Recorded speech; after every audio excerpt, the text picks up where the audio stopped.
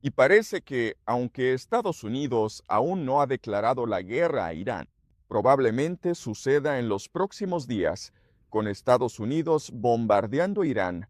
Así que hoy voy a compartir con ustedes mis impresiones, mi análisis de lo que ha pasado en Medio Oriente. Y espero que esta conversación sea esclarecedora e iluminadora para muchos de ustedes. Entonces, está muy claro cuál es la intención de Estados Unidos, porque hemos visto lo que Estados Unidos le ha hecho a Irak, Libia y Siria. Ellos lo llaman cambio de régimen, pero en realidad es la destrucción de la sociedad, la destrucción de la capacidad de un pueblo para ser una nación, para trabajar colectivamente. Y el ejemplo más claro, por supuesto, es Irak. En 2003, antes de que los estadounidenses invadieran, era una sociedad que funcionaba bastante bien.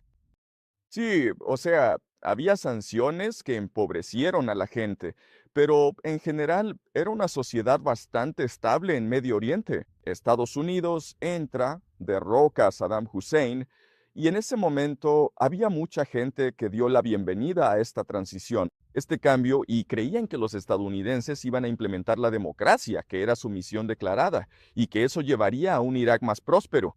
Pero muy pronto después, los estadounidenses implementan una política llamada desbasificación, que consiste en remover a cualquiera del partido Baas, del gobierno, del ejército y de la policía.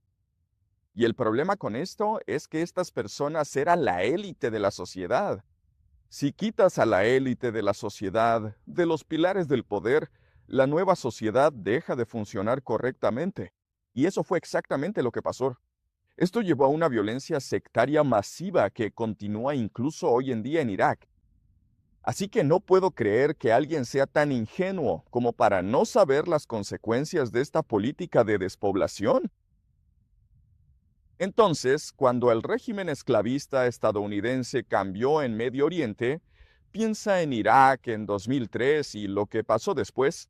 Así que la pregunta ahora es, ¿cómo van a avanzar los estadounidenses?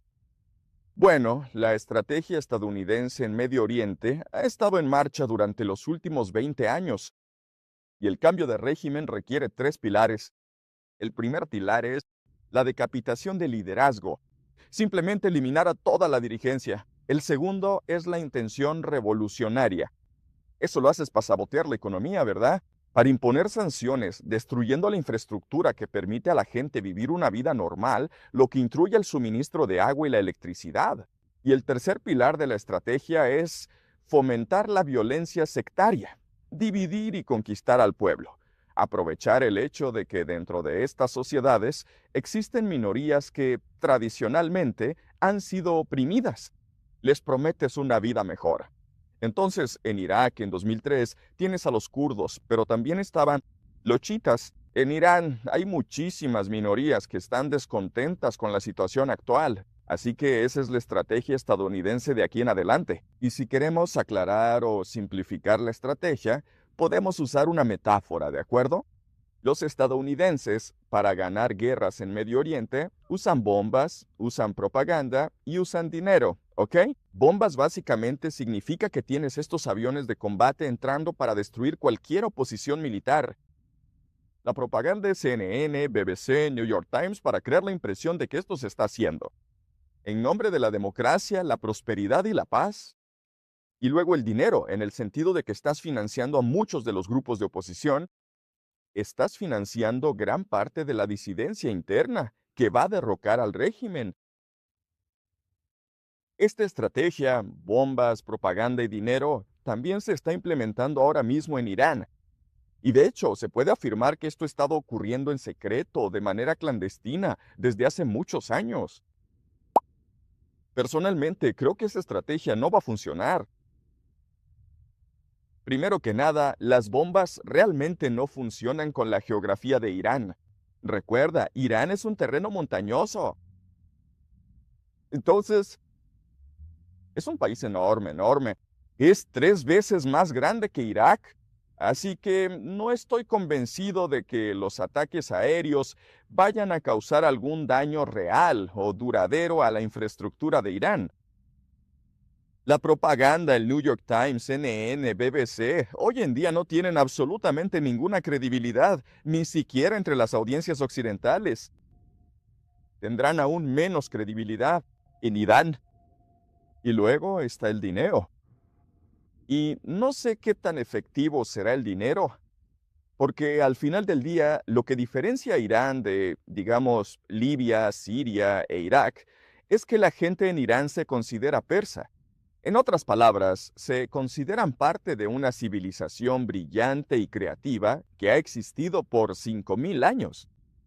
Y no puedo enfatizar lo suficiente cuánto eso motivaría y energizaría a la gente para resistir y unirse. Además, algo muy importante es que los iraníes vieron exactamente lo que les pasó a los iraquíes. Esta nación que alguna vez fue vibrante, armoniosa y brillante, fue destruida por Estados Unidos, por las sanciones estadounidenses y los bombardeos estadounidenses. Así que no creo que los estadounidenses tengan un argumento convincente para presentarle al pueblo iraní. Así que esto, oh no, hemos visto que, aunque parece que los estadounidenses tienen la ventaja militar, siguen siendo el ejército más poderoso de la historia humana. El problema, sin embargo, es que los iraníes tienen mucha más flexibilidad estratégica. Lo que quiero decir con eso es que los estadounidenses, para derrocar a este régimen, necesitan decapitar el liderazgo. Necesitan crear disidencia interna, una revolución, y necesitan movilizar a las minorías religiosas en contra del régimen en Teherán. Y esa realmente es la estrategia principal de aquí en adelante, y en realidad la única. Ah, por cierto, este es mi hijo Chris, y ese es el único camino real hacia la victoria para los estadounidenses. Mientras que los iraníes tienen mucha más flexibilidad estratégica. Entonces, en otras palabras, Estados Unidos y sus aliados en Medio Oriente tienen grandes vulnerabilidades estratégicas. Por ejemplo, tomemos Arabia Saudita. Bueno, Arabia Saudita tiene dos recursos vulnerables a los que los iraníes pueden atacar en cualquier momento a través de sus aliados, los hutíes, ¿verdad? Están las plantas desalinizadoras, que son la única fuente de agua dulce para Arabia Saudita. Si destruyes las plantas desalinizadoras en Arabia Saudita, el país se queda sin agua dulce en 2 semanas y no hay manera de reponer esa agua. Luego, por supuesto, están los campos petroleros que son sumamente vulnerables a ataques con cohetes. Así que Arabia Saudita, el principal aliado de Estados Unidos entre las naciones árabes en Medio Oriente, es sumamente vulnerable a los ataques iraníes. Luego está el estrecho de Hormuz, que controla gran parte del comercio mundial. Si Irán cierra ese acceso, no solo cortará el suministro de petróleo al este de Asia, sino que también cortará los ingresos de aliados estadounidenses como Omán, Arabia Saudita y los Emiratos Árabes Unidos. Qatar. Y la última vulnerabilidad estratégica es que hay todo tipo de bases estadounidenses en todo el Medio Oriente, especialmente en Kuwait, especialmente en Arabia Saudita, Qatar, y estos son objetivos militares legítimos si Estados Unidos declara la guerra a Irán. Entonces, otra forma de decir esto es que la capacidad de los estadounidenses para infligir dolor a Irán es conocida, es predecible. Y sabemos que los iraníes pueden soportarlo porque este régimen de sanciones ha estado vigente durante las últimas décadas. Pero la capacidad de los iraníes para infligir dolor a los aliados estadounidenses, así como al ejército estadounidense y a los consumidores estadounidenses, bueno, eso realmente no es predecible. Y al final, se puede argumentar que, como el pueblo estadounidense no está a favor de esta guerra, entonces es menos probable que los consumidores estadounidenses puedan soportar y absorber los altos precios del petróleo y la inflación que inevitablemente causaría esta guerra. Así que yo diría que la principal ventaja al entrar en esta guerra, solo desde una perspectiva geopolítica y analítica, diría que favorece mucho a los iraníes. Esto no significa que, los estadounidenses e israelíes no puedan infligir un daño tremendo a una nación. O sea, si Estados Unidos e Israel continúan con su campaña de bombardeos, que sospecho que lo harán durante los próximos meses, entonces veremos un daño enorme y pérdidas económicas dentro de Irán. Pero al final, la guerra no se decide por recursos, armas o tecnología. En realidad se decide por la disposición de un pueblo a luchar y morir por lo que cree. Y creo que cuando se trata de esta cuestión, los iraníes tienen una gran ventaja sobre los estadounidenses. Además, no olvidemos que los iraníes han estado estudiando, perdón, los estadounidenses han estado estudiando la estrategia estadounidense en Medio Oriente durante los últimos 20 años. Y estoy bastante seguro de que han desarrollado estrategias de contraataque ante un ataque estadounidense. Y creo que la principal estrategia de contraataque es la idea de la descentralización. Tienes estas diferentes milicias, diferentes células incrustadas en distintas partes de Irán. Así que, aunque Estados Unidos e Israel tal vez puedan decapitar el liderazgo, tal vez puedan eliminar al liderazgo central en Teherán, no van a poder ocupar el país. Y a menos que puedan ocupar el país e instalar un régimen militar a su gusto, entonces esta guerra no está ganada. Entonces, Irán sigue siendo una amenaza activa para los intereses estadounidenses en Medio Oriente. Bueno, después de haber hecho un análisis general, vamos a ver algunas preguntas que los espectadores han estado haciendo en mi servidor de Discord, ¿vale? Así que la primera gran pregunta es, ¿se usarán armas nucleares en esta guerra en algún momento? Y mi intuición me dice que no, por muchas razones.